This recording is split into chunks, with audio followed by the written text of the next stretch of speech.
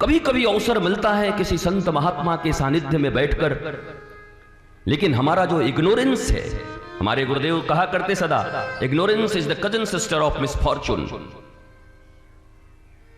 अगर धर्म के लिए, संत के लिए, शास्त्र के लिए, और कथा एक ऐसी चीज है जो चाशनी की तरह है। चीनी की चाशनी बनती है ना, एक ऐसे करो तो ऐसे, अगर बनी रह गई तो घंटों और टूट गई तो 1 मिनट। इसलिए परीक्षित जैसे श्रोता, जिन्होंने अपना घर छोड़ दिया, द्वार छोड़ दिया, परिवार छोड़ दिया, अंतिम राम राज्य के राजा, सब त्याग करके गंगा जी के तट पर आए, तब भी डांटते हुए सुखदेव जी ने कहा है, जितासन जितश्वास जितसंग जितेंद्रिय।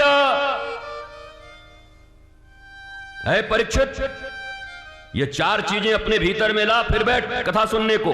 अब बताओ, परीक्षित जैसा विद्वान कौन है? परीक्षित साक्षात श्री कृष्ण के द्वारा सेवित पोषित श्री कृष्ण के प्राण ही जिनके अंदर हो, क्योंकि उत्तरा के गर्भ में वो तो मार दिए गए हैं।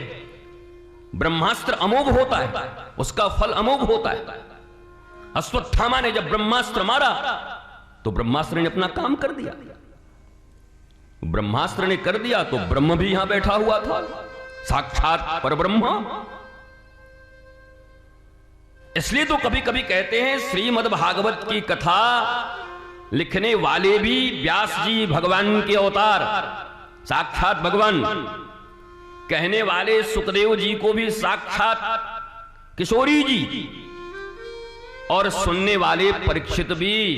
वो परीक्षित तो गए अर्जुन वाले, अर्जुन के बेटे जो अभिमन्यु हैं, अभिमन्यु और उत्तरा के द्वारा मिलन के होने से जिस परीक्षित का जन्म हुआ था गर्भ में, वो गया। अब जो परीक्षित है वो श्री कृष्ण के रूप में ही उत्तरा के गर्भ में विराजित है। इसलिए हमारे ठाकुर जी का एक नाम उत्तरायण है। भीष्म जब पहुंचते हैं वो दक्षिणायन उत्तरायण, चलो एक तो बात होती ही है, ये काल की बात तो है ही, लेकिन एक बात ये भी सत्य है, भीष्म कहते थे जब उत्तरायण में अपने प्राणों को दूंगा। उत्तरायण श्री कृष्ण का भी नाम है, जो उत्तरा के अयन में पले हुए हैं और उत्तरा के अयन में प्रवेश किए हैं और उत्तरा के अयन से बाहर आए हैं। उन उत्तरायण श्री कृष्ण को देखते हुए भीष्म ने अपने प्राणों को उत्सर्ग किया। पर सावधानी, अभी मैं अवसर की बात कर रहा था कि जीवन एक अवसर है, चूको मत, इस अवसर को मत चूको। जिस श्रीमद् भागवत के सामने बैठे हो, उनके भी बड़े बड़े परिवार, बड़े बड़े परिजन एक काम ना आए। जब 7 दिन में तक्षक के दंशन का शाप मिला तो कोई न ये काम आया न वो काम आया। इस पृथ्वी पर तुम आए हो अपना मंगल करने। इस मनुष्य के शरीर को यूं ही केवल डिजायरस में, केवल इच्छाओं में, इच्छाओं के ऊपर बलि चढ़ाकर नरक कोटि विभत्सया, नरक से भी ज्यादा विभत्स अपनी जिंदगी बनाकर यहां से प्रयाण मत करना। और अपने जीवन के विषय में तुमसे श्रेष्ठ कौन जान सकता है? चलो हम कह सकते हैं तुम दुखी लग रहे हो। महाराज जी दुखी हम नहीं रहते, आई एम ऑलवेज हैप्पी। अब तो तुम्हारा दिल समझता होगा जन्म से लेकर के आज तक तुम्हारी स्थिति क्या है। वो बहस की बात नहीं है, तर्क करने की बात नहीं है।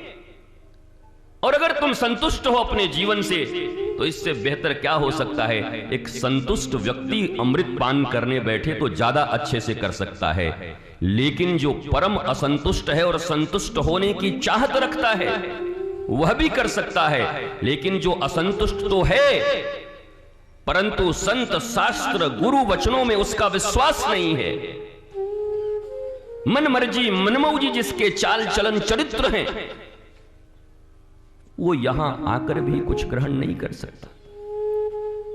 बारिश के दिनों में घड़ा उल्टा करके रख दो तो पेंदी नहीं भरता साहब। मुख ऊपर होगा तभी मामला बनेगा। ये तो कई बार संतों के मुख से आपने सुना होगा कि तुम कथा के पांडाल में आ गए हो, ये बड़ी बात नहीं है। कथा के पांडाल में तुम आ गए हो, ये कोई बहुत बड़ी बात नहीं है। कथा तुम्हारे भीतर चली जाए, ये बड़ी बात होगी। तुम यहां आकर बैठ गए हो, ये बैठना कोई बड़ी बात नहीं, तुम आके बैठो। पर क्या ये कथा तुम्हारे जीवन के भीतर जा रही है? और जीवन क्या कहते हैं? कानों को कहते हैं। कान माध्यम है, पर कान के साथ अगर मन उपस्थित न हुआ, कैसे देखते हैं कभी कभी बैठे रहते हैं, कुछ सोचते रहते हैं, डिप्रेशन में है ऐसे।